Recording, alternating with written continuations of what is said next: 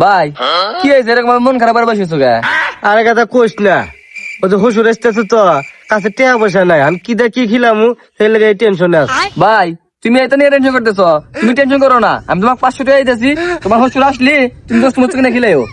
আরে গাদা তুই টাকা 500 দিবি ঠিক আছে, কিন্তু লোক আসতেছে 4-5 জন। আমার গেদির নানা আসতেছে, গেদার নানা আসতেছে, আমার বউয়ের বাপ আসতেছে, আমার শ্বশুর আসতেছে, এত লোক আমি খিলাম কে বলে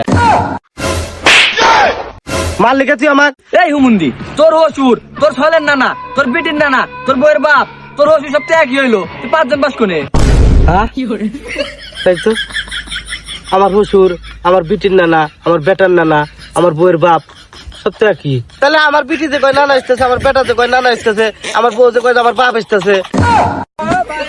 মাথা খাইলো রে।